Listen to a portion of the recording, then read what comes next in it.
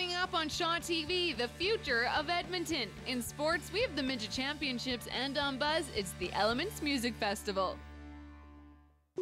Local, 24/7. News, events, connected, current, information, personalities, entertainment, sports, interviews, weather. Only on Shaw TV. Welcome to an all-new episode of Shaw TV. There's a real live girl in this box. Rochelle, how are you doing in there? Good. She's doing good. And if you look at the box, it goes right through. How is there a girl inside of here? We have no idea, and there's all these spikes. Oh my goodness. We are with the Edmonton Magic Club on today's show talking about a big fundraiser they have coming up for the Youth Emergency Shelter Society next weekend, and they're gonna perform some magic for us on today's show. Look at this. It's going right through. Rochelle? Yeah. I swear she's in there.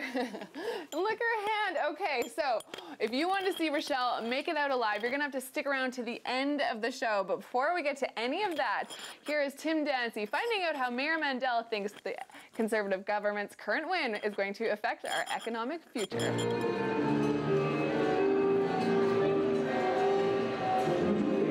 Edmonton Symphony musicians created atmosphere as a record crowd of over 1,500 Chamber of Commerce and business people assembled to hear Mayor Stephen Mandel's State of the City address. 7 years ago, we were a city organization with no big plans that avoided dealing with significant challenge and left our true potential unexplored. The mayor touched on business development, downtown renewal, expanding LRT, new arena, future arts growth, public safety, and council cooperation. He expressed pleasure in growing multiculturalism and the need to internationally market Edmonton and Alberta more intensely in future. When I think of all we've accomplished, I see how much the expectations and capabilities of our city have changed along the way. At our core, we are about basic service, but in a modern world, a competitive city not only manages its infrastructure, attracts labor, markets its wares, and addresses fundamental quality of life issues. Following the Mayor's State of the City address, it's obvious many Chamber of Commerce members love the job that Stephen Mandel has done over the last number of years. Mayor Mandel, conversely, is really happy that Conservatives remain in power in Alberta. Well, we had a great relationship with Premier Stelmach and now with Premier Redford. They really want to understand the city of Edmonton. They care about the city of Edmonton and the citizens. They want to see our city grow. They want to see the entire province go. You know, some of the comments by some of the Wild Rose people, I think, gave me concern. But more so that the Wild Rose didn't have any vision for Edmonton. They only had a vision for Edmonton to take away from Edmonton, and that gave me great concern. Among provincial Conservative Party Mandel supporters is newly elected MLA David Dorward, a former campaign rival of Mandel's. Oh, he's an excellent mayor, absolutely. You know, he spoke today passionately about 7 years ago and how things have changed in the last 7 years and how he said we're not going to put up with this anymore. Chamber of Commerce members like the bigger picture.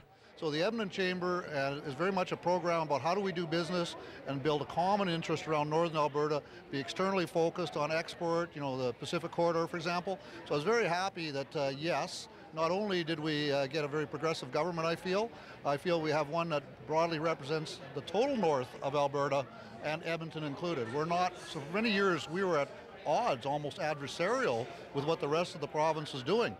We must be willing to put proper long-term resources behind a true effort to sell this city to the world.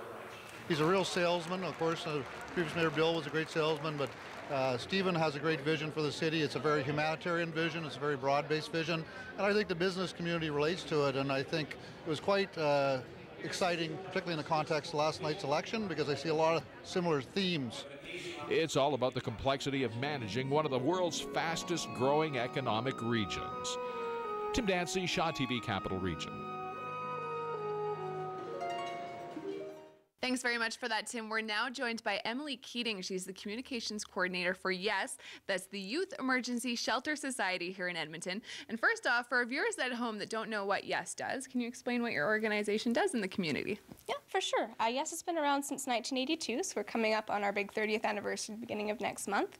And what we're here to do is we're here to provide shelter and support and just ongoing education and development opportunities for kids who've got nowhere else safe to live and nobody else that they can trust to talk to. How many youth do you deal with here in Edmonton? It's about 3,000 per year that come to Yes alone, and by no means we're the only organization out there trying to help them out.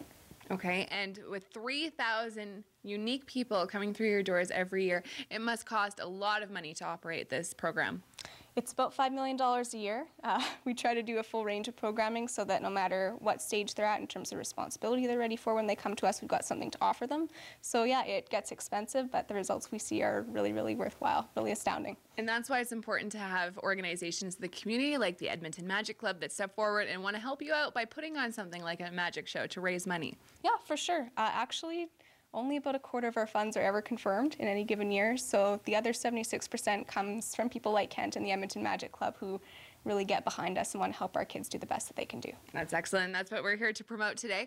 But getting back to the youth, what's the youngest ages that you see come through your doors looking for help? The youngest that we serve is 15 years old. Anything younger than that tends to be under the jurisdiction of Children's Services, and they do a really good job. But there's a really big shortage of services for kids between, say, the age of 15 to 18. So we really try to close the gap there and be there for them when nobody else is. And why do you find that youth run away from home, or that they need to leave their home? Really, the sad thing that we see is that kids leave home when the streets start to look safer. 76% of our kids report some fairly severe abuse in their family homes.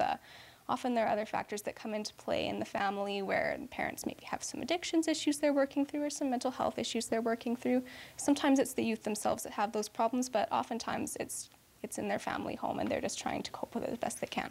Right now we're getting into spring and summer is just around the corner, so living on the streets is not as dangerous as, say, winter. I'm sure in winter you deal with a lot more dangerous situations with the youth, because if they stay outside on a -40 night, they could pass away.